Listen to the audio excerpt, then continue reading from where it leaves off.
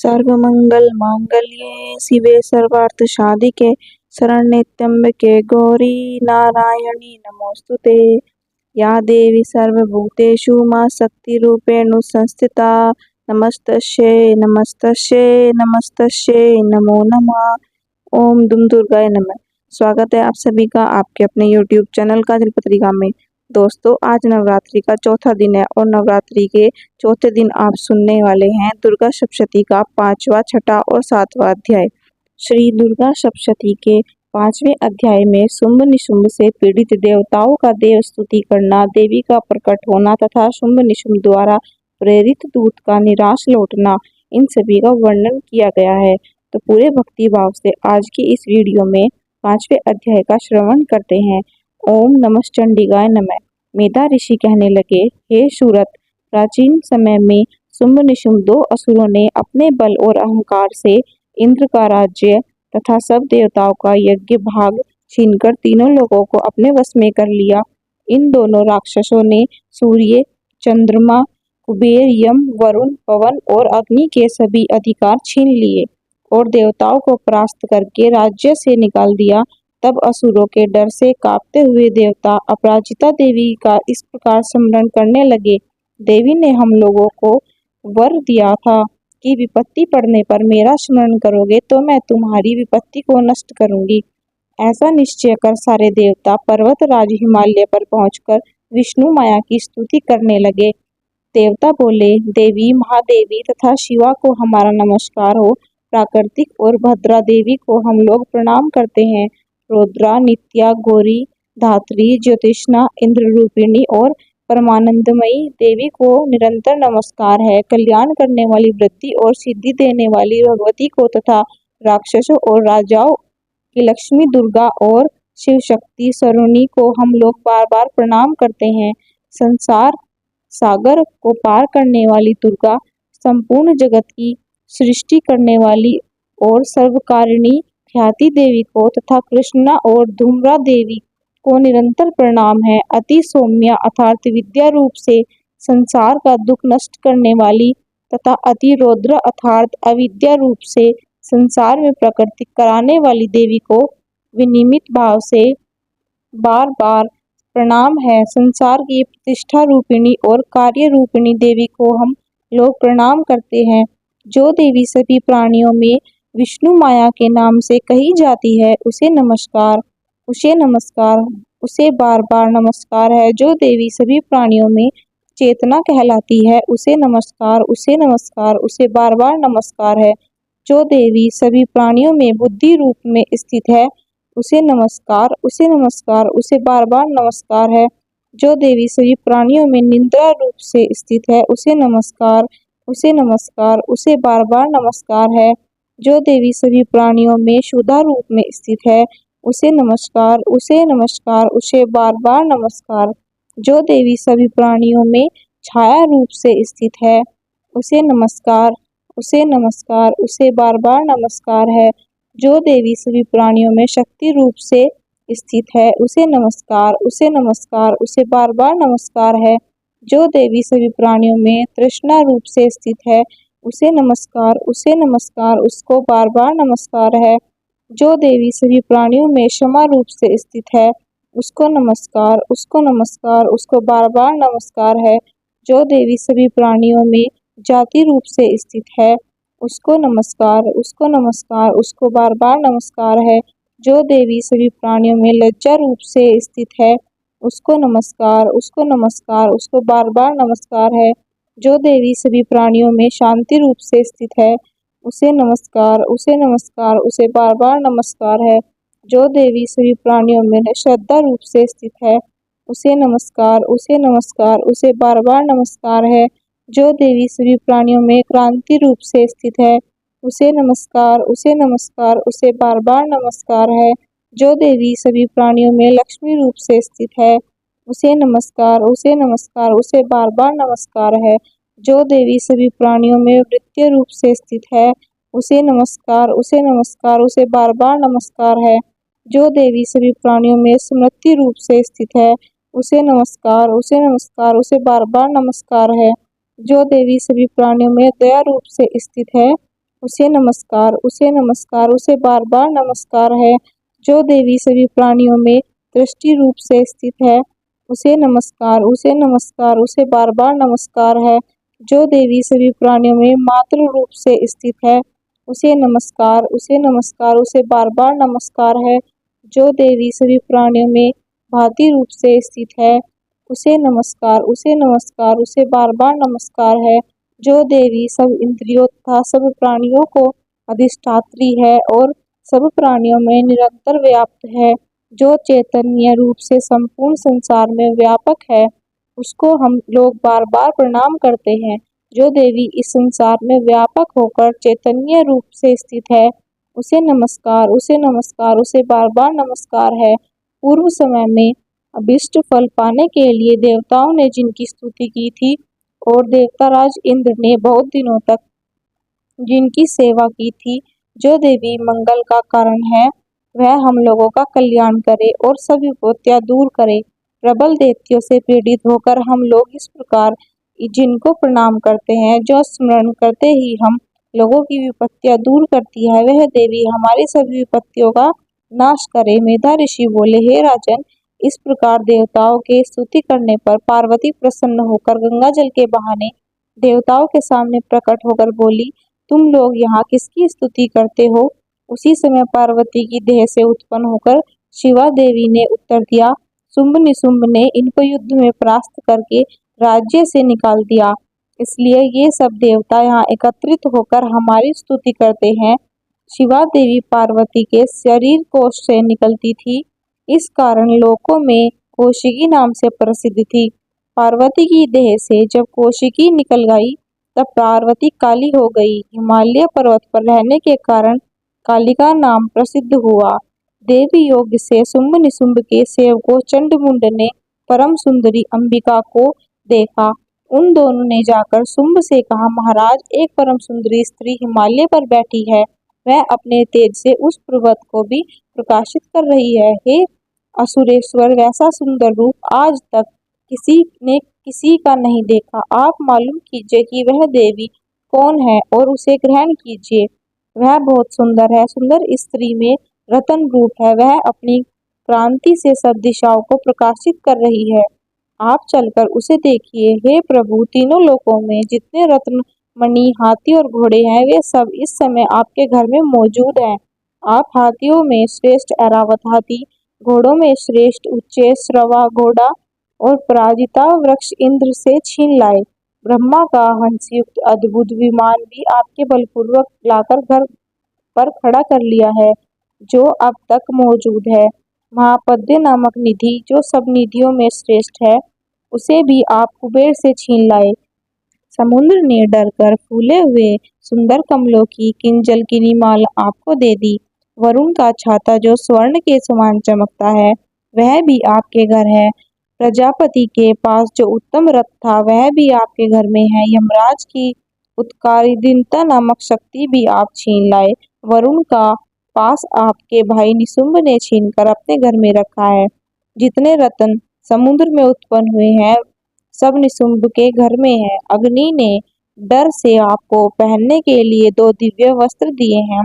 हे दैत्य, इसी तरह और भी सब रत्न आप छीन लाए, फिर इस स्त्री रत्न को क्यों नहीं ग्रहण करते? मेधा ऋषि बोले, हे राजन, चंडमुंड की यह बात सुन शुंभ ने ग्रीष्म नामक एक दूत देवी के पास भेजा और उससे कहा, मेरी यह आज्ञा उसको सुनाओ और जिस तरह वह राजी होकर चली आए, उसी तरह ले आओ। वह दूत हिमालय पर देवी के पास जाकर बोला, कोमल और मधुर वचन से। दूत ने कहा, हे देवी, दैत्यों के राजा शुंभ इस प्रकार तीनों लोकों के स्वामी हैं, उनका भेजा हुआ दूत मैं आपके पास आया हूँ। उन्होंने सब देवताओं को जीत लिया है, कोई देवता उनकी आज्ञा नहीं टाल सकता। उनका संदेश मैं आपसे कहता हूँ, सुनिए। उन्होंने कहा, हे हम तीनों लोकों के राजा हैं, सब देवता हमारे वश में हैं, देवताओं के यज्ञ भाग हम ही लेते हैं। तीनों लोकों में जितने श्रेष्ठ रत्न हैं, वे सब हमारे पास हैं। हाथियों में श्रेष्ठ ऐरावत हाथी हमने इंद्र से छीन लिया है। समुद्र मंथन में जो उच्च श्रव घोड़ा निकला था, उसे भी देवताओं ने हमें प्रणाम करके दे दिया है। हे सुंदरी, देवताओं, गंधर्वों और नागों के पास जितने रत्न थे वे सब इस समय हमारे पास हैं। हम तुमको इस सब स्त्रियों में रत्न स्वरूप समझते हैं, इसलिए तुम हमारे साथ चलो आओ, क्योंकि इस समय अब रत्नों का भोग हम ही करते हैं। तुम चाहे हमारे पास रहो या हमारे छोटे भाई महापराक्रमी निशुंभ के पास, जहाँ तुम्हारी इच्छा हो आकर रहो, क्योंकि तुम रत्न रूप हो। हमारे पास रहोगी तो तुमको अतुल ऐश्वर्य प्राप्त होगा। इन बातों का विचार करके तुम हमारी स्त्री बनो। ऋषि बोले। दूत से यह कहने पर जगदात्री भगवती देवी मुस्कुराकर गंभीर शब्द बोली। देवी ने कहा, तुमने जो कहा है वह सब सत्य है, उसमें झूठ कुछ भी नहीं है। शुंभ और निशुंभ दोनों तीनों लोकों के राजा हैं, किंतु मैंने भी अल्प बुद्धि के कारण जो एक प्रतिज्ञा की है उसे किस प्रकार मिथ्या करूं। वह प्रतिज्ञा सुनो, जो युद्ध में मुझे जीत ले, मेरा दर्पण तोड़ के अर्थात जो मेरे समान बलवान हो वही मेरा पति होगा। इसलिए महाअसुर शुंभ या निशुंभ दोनों में से कोई भी यहाँ आए और मुझे युद्ध में जीतकर शीघ्र ब्याह ले जाए। दूत ने कहा, हे देवी, हमारे सामने ऐसी घमंड की बातें न कहो। तीनों लोकों में ऐसा समर्थ पुरुष कौन है जो युद्ध में शुंभ और निशुंभ के सामने ठहर सके। उसने लड़ना तो दूर रहा, दूसरे राक्षसों से भी देवता युद्ध नहीं कर सकते। फिर तुम तो स्त्री हो और अकेली कैसे उनसे युद्ध करोगी। जिन शुंभ आदि असुरों से इंद्र आदि सब देवता मिलकर भी युद्ध न कर सके, तुम स्त्री होकर उनसे साथ कैसे युद्ध करोगी। मेरा कहा मान तुम शुंभ निशुंभ के पास चलो, नहीं तो तुम्हारा अपमान करके तुम्हारे बाल पकड़कर ले जाया जाएगा। देवी ने उत्तर दिया, सत्य है, शुंभ निशुंभ ऐसे ही पराक्रमी है, पर क्या करूं, मैं पहले ही बिना विचारे ऐसी प्रतिज्ञा कर चुकी हूँ। अब तुम जाओ और जो कुछ मैंने कहा वह सब असुरों के सामने शुंभ से कहो। वह जो ठीक समझेगा वही करेगा। इस प्रकार देवी दूत संवाद नामक 5वां अध्याय संपूर्ण हुआ। अब आप सुनेंगे दुर्गा सप्तशती का 6वां अध्याय। सेनापति धूम्रलोचन का वध होने का वर्णन किया गया है। मेधा ऋषि बोले, देवी के वचन सुन दूत क्रोध से भरकर लौट गया और दैत्यराज को विस्तार से सब सुना दिया। दूत ने से इस प्रकार सुन असुरों का राजा शुंभ क्रोधित हो सेनापति धूम्रलोचन से बोला, हे धूम्रलोचन, तू शीघ्र सेना सहित जा और उस दुष्टा को शक्ति के बल खींचते हुए ले आ। उसकी रक्षा के लिए यदि कोई दूसरा देव गंधर्व यज्ञ आता है तो उसे भी मार डालना। ऋषि बोले, वह दैत्य धूम्रलोचन शुंभ की आज्ञा पाकर असुरों की 60,000 सेना के साथ तुरंत चल दिया। वहां पहुंच और हिमालय पर बैठी उस देवी को देख उच्च स्वर से बोला, तुम शुंभ निशुंभ के पास चलो। यदि आज प्रतिपूर्वक आप मेरे स्वामी के पास नहीं चलोगी तो बलपूर्वक केस खींचते हुए ले चलूंगा। देवी बोली, तुम दैत्यराज की आज्ञा से सेना लेकर जाओ और बलपूर्वक, इसलिए यदि मुझे बलपूर्वक ले चलोगे तो मैं क्या कर सकती हूँ। ऋषि बोले, देवी के ऐसा कहने पर धूम्रलोचन देवी पर झपटा, जिसको अंबिका देवी ने हुंकार से भस्म कर दिया। इस पर असुरों की महासेना क्रोधित हो अंबिका पर तीक्ष्ण बाण, शक्ति तथा परशुओं की वर्षा करने लगी। ऐसी देख देवी का वाहन सिंह क्रुद्ध होकर गरजता हुआ गर्दन के बाल हिलाता हुआ असुर सेना पर टूट पड़ा। उसने कितने ही असुरों को पंजों के प्रहार से, कितने ही जबड़े से तथा अन्य को नीचे पटक कर दाढ़ों से फाड़ दिया और किन्हीं के पेट नखों से फाड़ डाले तथा बहुतों को थप्पड़ मार सिंह धड़ से पृथक कर दिया। उस केसरी ने अनेक असुरों की भुजा व सिर अलग अलग कर डाले और बहुतों के पेट चीरकर उनका रक्तपान किया। अत्यंत क्रोध से भरकर देवी के वाहन सिंह ने सारी सेना को दष्ट भर में नष्ट कर दिया। धूम्रलोचन तथा सारी सेना को देवी तथा उसके सिंह से नष्ट हुआ सुन दैत्यराज शुंभ का अधर ओष्ठ फड़फड़ाने लगा। उसे चंडमुंड और आज्ञा दी, हे चंडमुंड, तुम दोनों विशाल सेना लेकर जाओ और उस स्त्री को शीघ्र अपने साथ पकड़कर ले आओ, केस पकड़कर अथवा बांधकर, और यदि इसमें तुम्हें संदेह हो तो सब दैत्य मिलकर समस्त अस्त्रों का प्रयोग कर उसको मार डालो। उस दुष्टा और सिंह के मार डालने पर अंबिका को बांधकर तथा साथ लेकर शीघ्र आओ। इस प्रकार धूमलोचन का वध करते हुए छठा अध्याय संपूर्ण हुआ। और अब आप सुनेंगे दुर्गा सप्तशती का 7वां अध्याय, जिसमें चंड और मुंड के वध का वर्णन किया गया है। मेधा ऋषि बोले, सुम की आज्ञा पाकर चंड मुंड चतुरंगी सेना ले शस्त्रों से सुसज्जित हो देवी को पकड़ने के लिए चले। उन्होंने हिमालय के एक शिखर पर सिंह के ऊपर बैठी मंद मंद मुस्कुराती देवी को देखा। वे ढाल तलवार लेकर देवी के समीप गए और उसे पकड़ने का यत्न करने लगे। इस प्रकार देवी शत्रुओं पर बहुत क्रोधित हुई।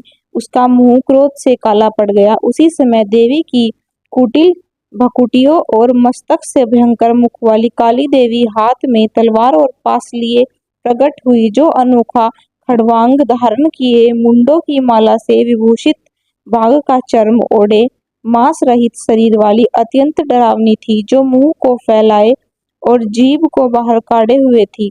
उसकी आंखें लाल लाल अंदर को धसी हुई थी, सब दिशाओं में मुख किए उच्च नाद कर रही थी। वह देवी उनसे असुरों पर प्रहार करती हुई वेद से झपटी और असुरों की सेना का भक्षण करने लगी। राक्षसों, अंकुशधारी महावत योद्धाओं, घंटों के सहित हाथियों को एक ही हाथ में पकड़ मुंह में डालने लगी। इस प्रकार योद्धाओं, घोड़ों के सहित रथों एवं सारथियों को एक हाथ मुंह में डाल दांतों से चबाने लगी। किसी को बालों से, किसी को गर्दन से पकड़ती, किसी को पैरों से कुचलती और किसी को छाती से धक्का देती। असुरों के द्वारा छोड़े हुए अस्त्र शस्त्र क्रोधित देवी ने मुंह में पकड़ दांतों से मसल डाले। काली जी ने दुष्ट तथा बली असुरों का वह सारा बल मर्दन कर भक्षण कर ताड़ित किया। देवी ने कुछ तो तलवार से काटकर, खड़वान से ताड़ना करके और कुछ को दांतों से नोचकर कुचल दिया। क्षण भर में असुरों की वह सारी सेना मार डाली। चंड यह देख अत्यंत भयावह काली की ओर झपटा। महाअसुर मुंड ने भी उस डरावनी आंख वाली काली को भयंकर बाणों से, वर्षा से तथा हजारों चक्रों को फेंककर ढांप दिया। वह अनेक चक्र देवी के मुंह से प्रविष्ट होकर बादल में सूर्य बिंबों के समान दिखाई देते थे। तब देवी हंसे और बड़े क्रोध से भयंकर भैरव नाद करके भयानक मुंह किए दांत निकाले तथा तलवार उठाकर गरजती हुई चंड पर दौड़ी और उसके बाल पकड़कर सिर तलवार से काट डाला। चंड को मरा देख मुंड उसकी ओर दौड़ा। उस कुपिता काली ने मुंड को तलवार से मारकर भूमि पर गिरा दिया। मरने से बची सेना चंड तथा वीर्यवान मुंड को मरा देखकर भयभीत हो चारों दिशाओं को भाग गई। चंड और मुंड का सिर लेकर काली चंडिका के पास आई और तीव्र हंसी के साथ बोली, मैंने तेरे चंड मुंड नामक दोनों पशु मार दिए। अब युद्ध रूपी यज्ञ में शुंभ और निशुंभ को स्वयं मारना। ऋषि बोले, उन दोनों महाअसुर चंड और मुंड को सम्मुख देखकर कल्याणी चंडिका देवी ने काली से कहा, हे कालिके, क्योंकि तुम चंड और मुंड का सर लेकर मेरे पास आई हो, इसलिए चामुंडा के नाम से संसार में तुम्हारी ख्याति होगी। इस प्रकार चंड मुंड वध नामक 7वां अध्याय संपूर्ण हुआ और इसके आगे के अध्याय आप कल सुनेंगे। उम्मीद करती हूँ आपको यह वीडियो पसंद आई होगी। अगर अभी तक आपने मेरे चैनल काजल पत्रिका को सब्सक्राइब नहीं किया है तो सब्सक्राइब करके बेल आइकन को प्रेस जरूर कीजिएगा। मिलते हैं अगली वीडियो में, तब तक के लिए जय माता रानी।